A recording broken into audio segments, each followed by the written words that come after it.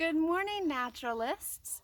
Charlie and I have been really enjoying getting to know the plants in our nature neighborhood now that we're home a lot more than usual.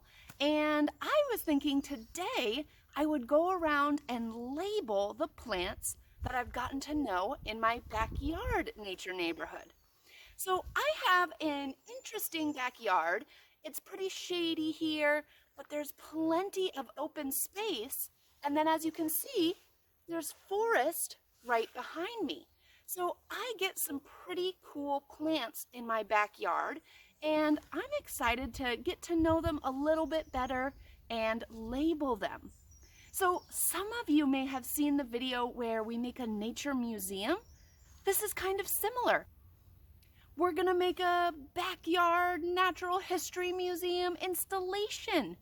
So it will be available for our friends and our families to see.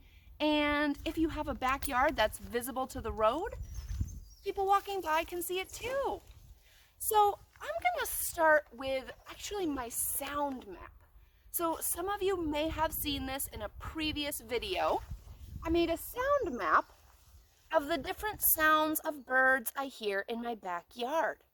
So when you do this, I like to make a map so that I can remember it in my head, and I have a nice sketch of what's living in my backyard. So let's start with our map. When you make your map of your backyard, you want to make sure you include any big landmarks to help you identify where these plants are in your backyard. So I have my house, my driveway, my garden beds.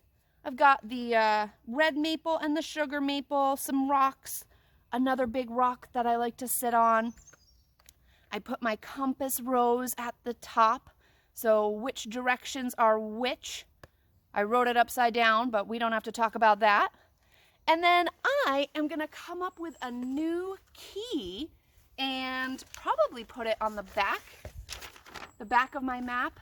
And I'm gonna make a key to show what sort of plants I have in my backyard. So I might make a little blue dot to indicate a violet, or a little yellow dot to indicate a dandelion. It's important to have a key because otherwise you're going to have no idea what you're looking at. You're going to forget, you're going to come back to it, and you're going to be totally confused. And then once we label some plants, we can hop onto our map and identify on our map where those plants are located. Now, I'm going to start looking for some plants in my yard, but let me show you what I'm going to use to label the plants. So I just have some construction paper, and I'm going to make labels that have the name of the plant, maybe what I like to call it. I have scissors and a marker, some tape, some sticks. So I'm going to poke these into the ground and tape my label on top. And then ideally, we get to know the plants around us using a field guide. I always recommend going to a field guide before any internet sources, but these are unique times. I happen to have the National Audubon Field Guide to New England here. This is a fantastic guide if you live in New England, and it has plants, some ferns, it has birds, it has mammals, it has everything you need. But if you don't have a field guide at home, you might want to use something like iNaturalist. So this allows you to take a picture of a plant, and then it will give you suggestions about what that plant might be. How easy! So those are a couple of things I'm going to use.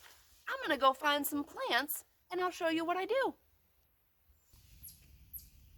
All right, naturalists. So I found my first plant I'm going to label.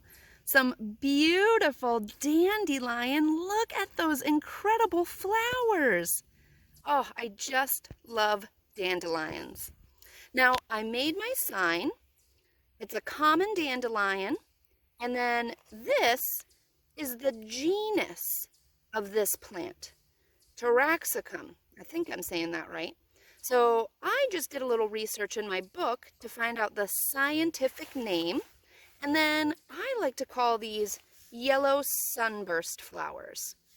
So I simply taped my label to the back of my stick, and then we're going to poke it into the ground, and we have part of our backyard natural history museum installation ready to go.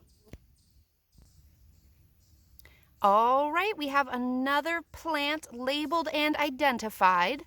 This is the small flowered buttercup. Let me try to get in there. There we go. And again, I put the scientific name right there. I think it's important to put the scientific name on things like this simply because plants can have common names in different areas. So what we call a small flowered buttercup might be called something else somewhere else, and what we call a small flowered buttercup might be an entirely different plant somewhere else. So the scientific name helps us keep a standard and know what we're talking about. And then I call this one the yellow-tipped spiral flower. So you might notice on this one, try to focus it in there, it kind of looks like a little spiral of those leaves. They're a little bit whorled, and so I gave it the name yellow-tipped spiral flower. So setting up your own natural history installation in your backyard is as easy as that. I think this is so fun to do because it gets me down low. It gets me looking up close and studying and learning, and that is part of why I love being a naturalist. So try this in your own backyard. If you're a school-age kid, maybe try to learn some of those scientific names. If you're much younger, practice some of your handwriting. Maybe draw a picture of your plant instead of writing the name, but try to learn those names and try to get to know those plants around you. All right, naturalists, I'm gonna go make my key and add my plants to my sound map.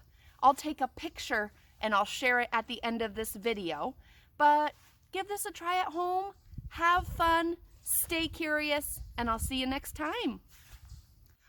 Ooh, ooh, ooh, ooh, ooh, ooh, ooh. Bye, everybody.